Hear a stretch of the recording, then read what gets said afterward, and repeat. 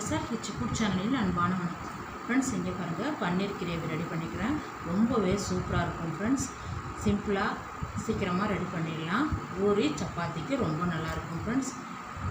வாங்க ஃப்ரெண்ட்ஸ், வீடியோக்குள்ளே போகலாம். இங்கே பாருங்கள், நம்ம லஞ்ச் பாக்ஸில் கூட சப்பாத்திக்கு ரொம்ப நல்லாயிருக்கும் ஃப்ரெண்ட்ஸ். பன்னீர் கிரேவிக்கு மசாலா ரெடி பண்ணிடலாம். ஜீரகம் 1 ஸ்பூன், சோம்பு 1 ஸ்பூன், ஏலக்காய் 1. இங்கே பாருங்கள், தேங்காய் ஒரு 4 பீஸு பொடிசாக கட் பண்ணி சேர்த்துருக்கேன்.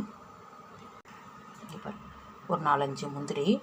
விருப்பம்தான் ஃப்ரெண்ட்ஸ், இல்லைன்னா பரவாயில்ல, சேர்த்து அரைச்சா கொஞ்சம் நல்லா கிரேவி நல்லாயிருக்கும்.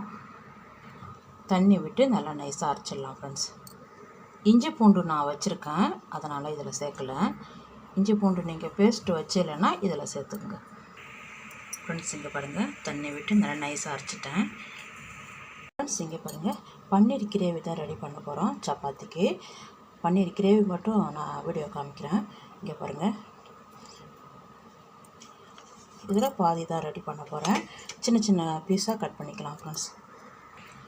இங்கே பாருங்கள், நான் பாதி தான் எடுத்திருக்கேன். அது சின்ன பீஸாக கட் பண்ணியிருக்கேன் ஃப்ரெண்ட்ஸ். இங்கே பாருங்கள், ஒரு 5 ஸ்பூன் எண்ணெய் விட்டுருக்கேன். நம்ம கட் பண்ணி வச்சுருக்க பன்னீர் எல்லாம் ஒன்று எண்ணெயில் சேர்த்துருங்க.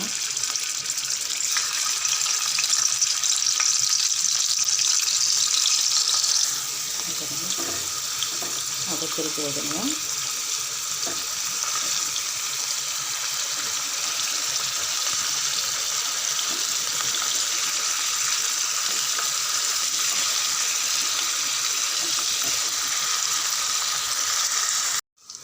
பாருங்கள், இந்த அளவுக்கு பொரிஞ்சால் போதும். எண்ணெயை வடிகட்டிட்டு அதை எடுத்துருங்க. இங்கே பாருங்கள், பாத்திரத்துக்கு மாற்றிக்கிட்டேன். அப்படியே கொஞ்சம் எண்ணெய் இருக்குது, அதே வானல்லையே இன்னும் ஒரு 2 ஸ்பூன் விட்டுடலாம் எண்ணெய். நான் செய்கிற கிரேவி தாராளமாக 2 பேர் இல்லை குறைஞ்சபட்சம் 3 பேர் மட்டும் சாப்பிட்லாம். சூப்பராக இருக்கும். இங்கே பாருங்கள், எண்ணெய் நல்லா காஞ்சிடுது. 1/4 ஸ்பூன் கடுகு உளுத்தம்பருப்பு. கடுகு நல்லா பொரிஞ்சிடுது. ஒரு பெரிய வெங்காயம் நீள் வாட்டத்தில் கட் பண்ணி பாதி அளவுக்கு வெங்காயம் வதங்கினா போதும். வெங்காயம் நல்லா வதங்கிருக்கேன். ஒரு தக்காளி, கொஞ்சம் கருவேப்பிலை,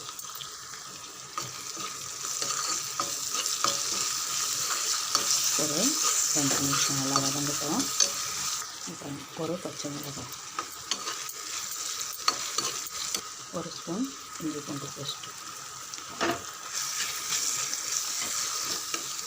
மஞ்சள் பொடி 1/4 ஸ்பூன், காரம் மிளகாத்தூள் 1 ஸ்பூன். நல்லா கொஞ்சம் கூடுதலாக, இதுதான் நமக்கு காரமே. 1 நிமிஷம் வதங்கினா போதும். தீயை குறைவாக வச்சுக்கோங்க. நம்ம அரைச்சிருக்கிற தேங்காய் விழுது அப்படியே சேர்த்துருங்க.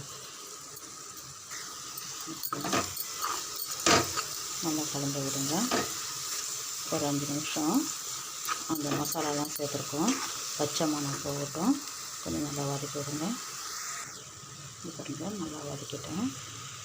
ஒரு 3 ஸ்பூன் வர்ற மாதிரி தயிர்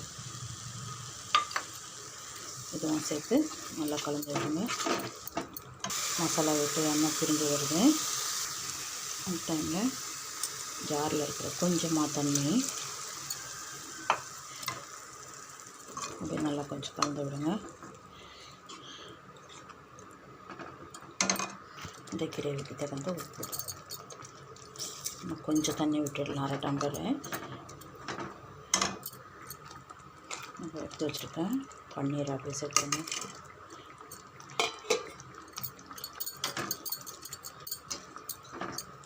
ஒரு செகண்ட்டு இந்த மசாலா கூட கொஞ்சம் சேர்ந்தா போல் நல்லா கலந்து விடுங்க. பாருங்கள், நல்லா கலந்தாச்சு. ஒரு 1/2 டம்ளர் அளவுக்கு தண்ணி விட்டுடுங்க.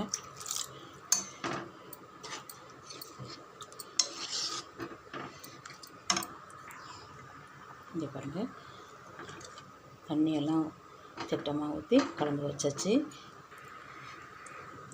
ஒரு 5 நிமிஷம் நல்லா கொதிக்கட்டும், அதுக்கப்புறம் ரெடி ஆகிடும். அப்படியே மூடி வைங்க ஃப்ரெண்ட்ஸ். ரெடி ஆகிடுது. மல்லி இலையை சேர்த்துட்டு நல்லா கலந்து விடுங்க. சப்பாத்திக்கு ரொம்ப சூப்பராக இருக்கும்.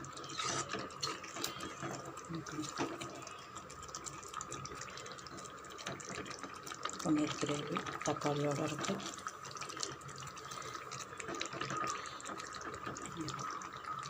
ரொம்ப சூப்பராக இருக்கும் ஃப்ரெண்ட்ஸ்.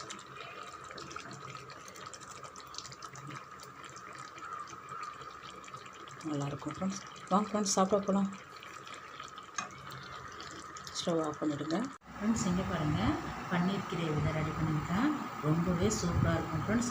சப்பாத்திக்கு ரொம்ப சூப்பராக இருக்கும். சப்பாத்தி பூரிக்கு தான் நல்லா சூப்பராக இருக்கும் ஃப்ரெண்ட்ஸ். இந்த வீடியோ பிடிச்சிருந்தா லைக் பண்ணுங்கள், ஷேர் பண்ணுங்கள், கமெண்ட் பண்ணுங்கள், சப்ஸ்கிரைப் பண்ணுங்கள். மறக்காமல் பக்கத்தில் இருக்கிற பெல் ஐக்கானை கிளிக் பண்ணுங்கள். Thank you friends.